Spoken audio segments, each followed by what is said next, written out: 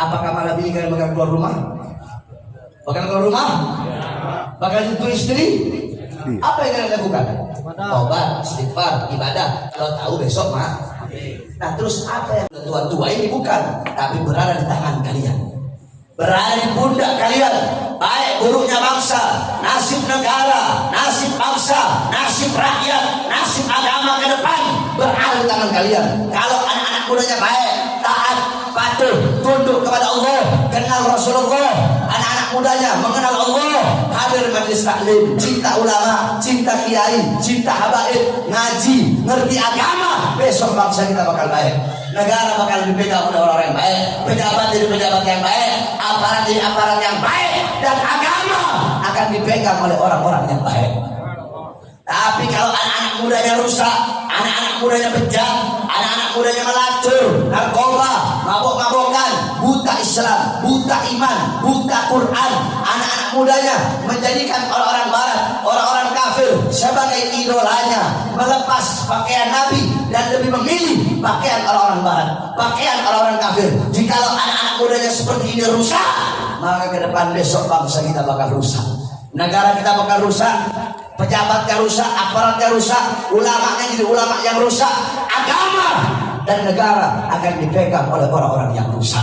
Oleh karenanya kalian anak-anak muda Minang, anak-anak muda suku Minang, saya wasiatkan, jadilah kalian anak-anak muda yang berjiwa baja, yang bermental baja, anak-anak muda yang siap dan berani untuk menyampaikan kebenaran. Jangan pernah kalian tunduk kepada kezaliman, jangan pernah kalian tunduk kepada kemungkaran, jangan pernah kalian tunduk kepada ketidakadilan. Untuk agama serahkan jiwa kalian, untuk bangsa serahkan jiwa kalian, untuk negara serahkan jiwa kalian, serahkan raga kalian. Jangan pernah sekali-kali mundur dalam menyampaikan kebenaran. Sekalipun lidahmu harus dipotong, dihina, dicaci, dimaki, difitnah, dipenjara, atau bahkan dibunuh, bagi pejuang itu biasa.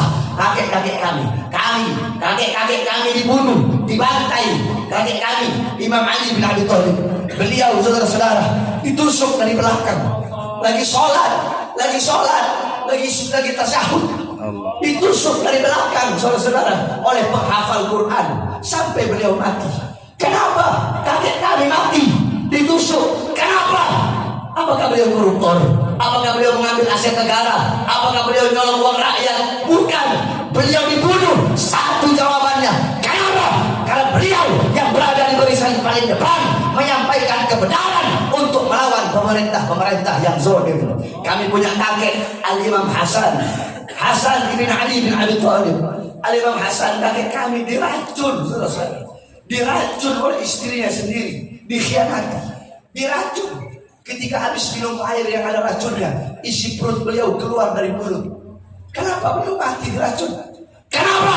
Karena beliau yang berada di barisan paling depan, menyampaikan kebenaran, menegakkan keadilan, membela bangsa, membela agar rakyat, menegakkan agama datuknya, menegakkan keadilan, melawan pemerintah yang zalim.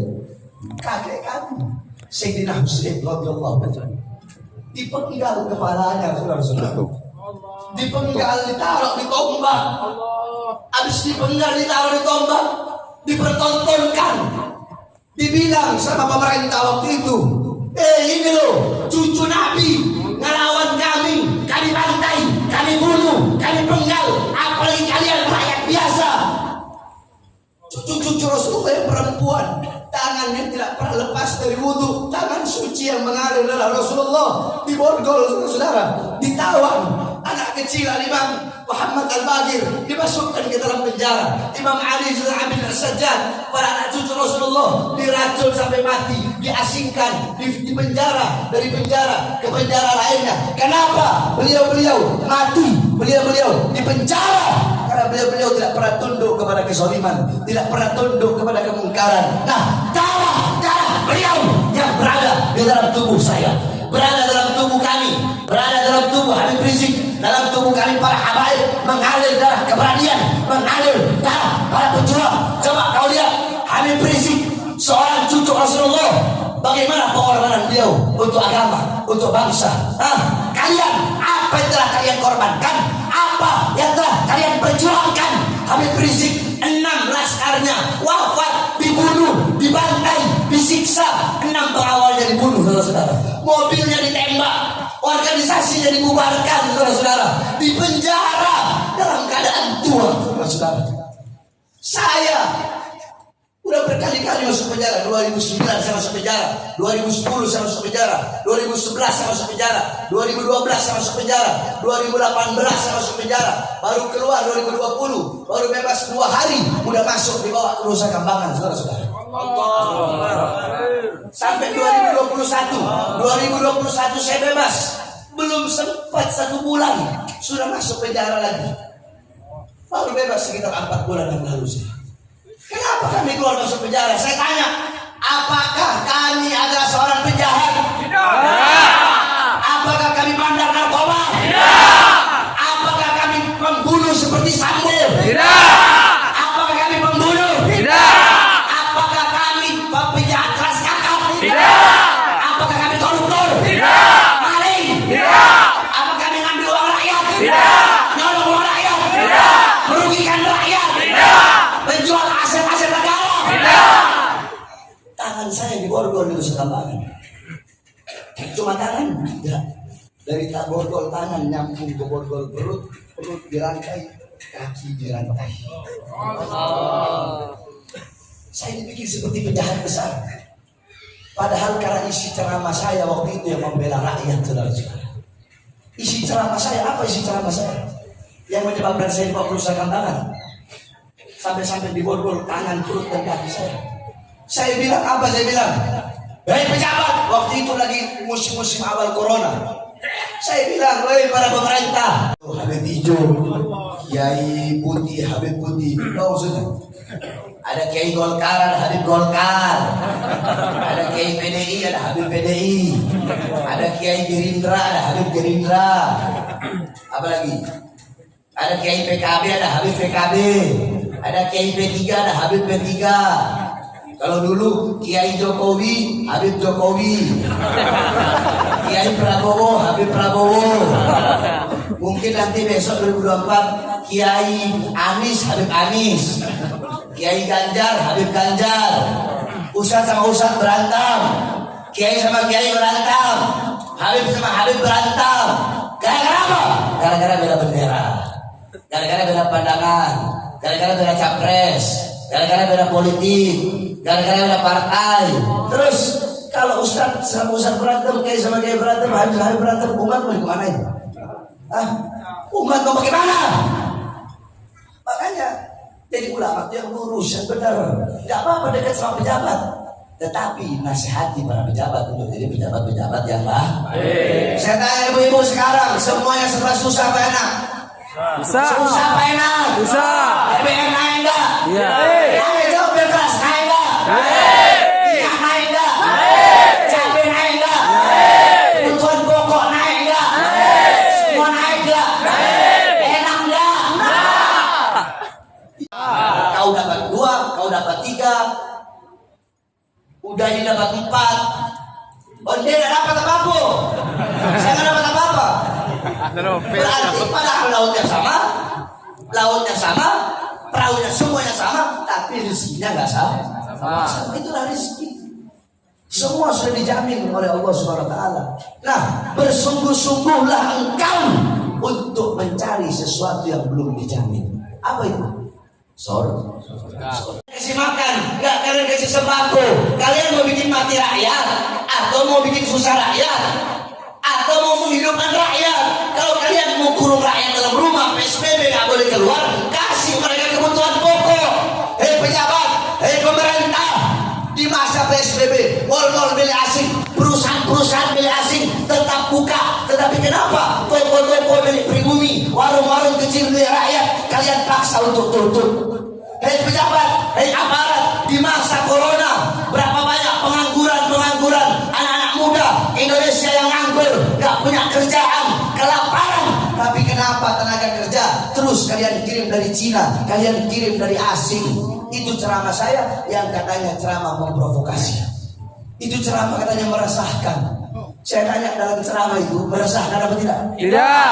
Siapa yang saya bela, rakyat atau bukan? Dalam ceramah saya baru urusan itu yang tadi. Itu yang menyebabkan saya berurusan sama. Siapa yang saya bela? Siapa yang saya bela? Siapa yang saya bela? Yang saya bela rakyat yang susah, rakyat yang kelaparan, rakyat yang menderita, rakyat yang ditipu. Makanya saya Bahar bin Smith bersumpah demi Allah, demi bangsa, demi agama, demi negara, demi rakyat, jangankan hanya di penjara, nyawa saya, jiwa saya, darah saya murah harganya, tumpah untuk bangsa. Takbir! Takbir! Makanya saya tanya masyarakat Minang, pemuda-pemudi Minang, semuanya siap serahkan jiwa untuk Islam? Siap bela agama? Siap hancur demi agama? Siap mati demi merah putih? Siap binasa demi Indonesia?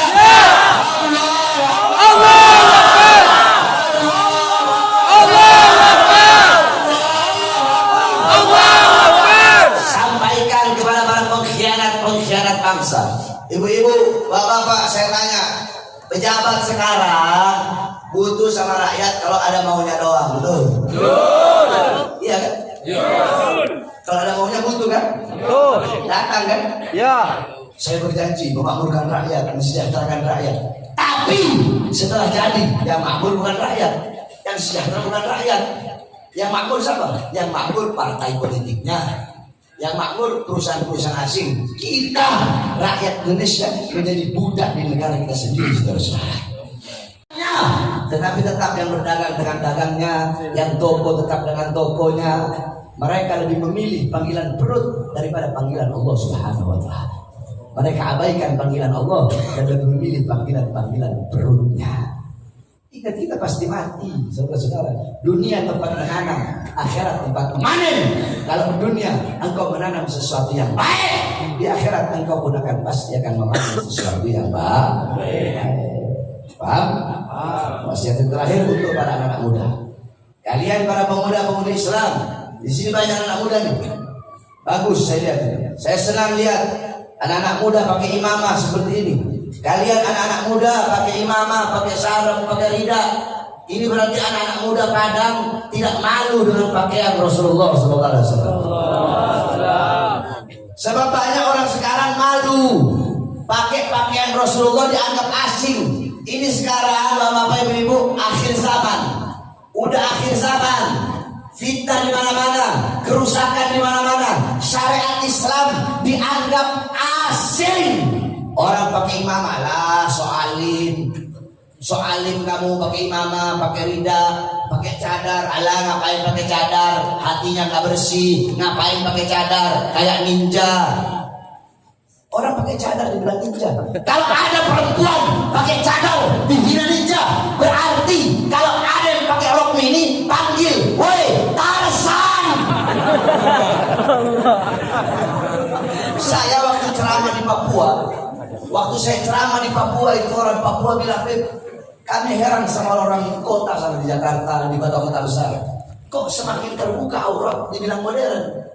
Jadi semakin kebuka, semakin modern katanya, semakin gaya, semakin modis.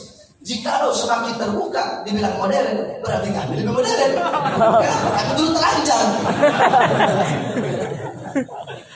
Kalau semakin terbuka, semakin ibunya, kesenangan yang abadi, kemakmuran yang abadi, kejayaan yang abadi, yaitu akhirat.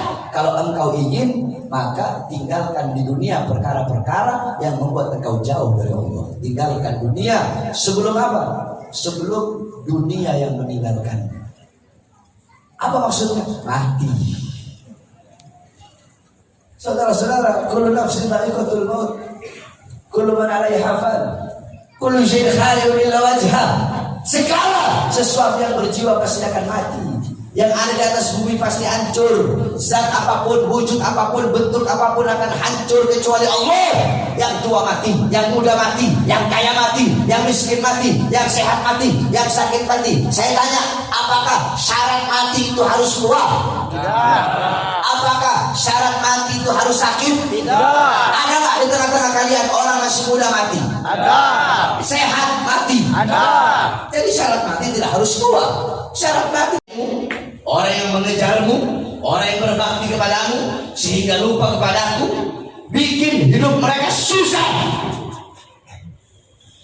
Jadi engkau mengejar Allah sambil merangkak, dunia mengejar engkau sambil berlari. Kau mengejar Allah